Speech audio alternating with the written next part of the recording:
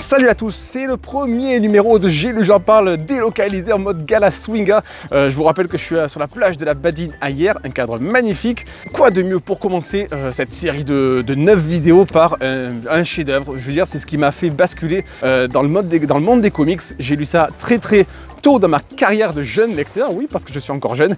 Pour moi, ça a révolutionné ce que je pensais du monde des super-héros. Ça a un peu mis un coup de balai sur tout le côté lisse des super-héros, aussi bien chez DC que chez Marvel. Et ce chef-d'œuvre, c'est Watchmen de Alan Moore et de Dave Gibbons, édité bien évidemment chez DC Urban Comics. C'est la première intégrale. Je vous rappelle qu'il y a plusieurs intégrales qui étaient sorties, 3 il me semble, mais ça c'est la toute première. Ça pour moi ça a été une espèce de tsunami. Je dis pas ça parce que je suis au bord de la plage, mais ça a été une espèce de tsunami parce que voilà, comme je vous disais, moi j'avais des références sur les super-héros, que ce soit Batman, Superman, Iron Man, Spider-Man, et en fait Watchmen ça a mis un coup de balai et ça a été terrible mais à la fois salvateur. Et donc j'ai adoré cette lecture de Alan Moore et de Dave Gibbons.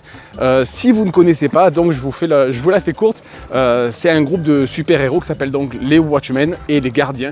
Et l'un d'eux est assassiné, on ne sait pas par qui évidemment, et c'est l'un des anciens membres de cette équipe, Rorschach, qui va procéder à l'enquête pour savoir qui essaye de tuer les masques. Voilà, donc alors c'est assez vieux, ça date de la fin des années 80, 87 il me semble, si je dis pas de bêtises, et pourtant malgré tout ça n'a pas vieilli une seule seconde, ou tout du moins ça a très bien vieilli.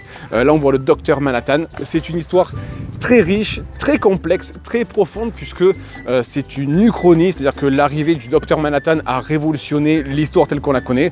Le Vietnam a été gagné par les États-Unis, Nixon a été reconduit dans ses fonctions, le Watergate n'a pas eu lieu, donc c'est une toute nouvelle timeline qui s'offre à nous.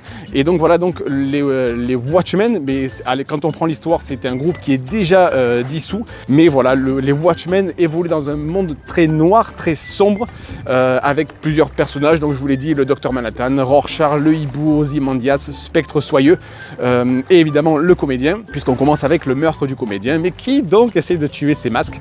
Et donc voilà, pour moi ça a été un coup de foudre dans le monde des super-héros, mais à la fois des comics. Je vous avoue qu'à partir de ça, je n'ai plus pu lire d'autres choses trop lisses, parce que pour moi c'était devenu vraiment les super-héros, ce que je pensais des super-héros, à la fois sombres, à la fois torturés, à la fois imparfaits, à l'inverse de tout ce que nous proposaient des fois un petit peu les grosses licences, les grosses maisons d'édition, que ce soit DC et Marvel. Donc pour moi ça a été une espèce de, voilà, encore une fois, je sais que je me répète, mais ça a été une espèce de tsunami, de révélation. Et voilà, Watchmen de Alan Moore et de Dave Gibbons, édité chez Urban Comics, que vous pouvez encore trouver en librairie, a été une révélation.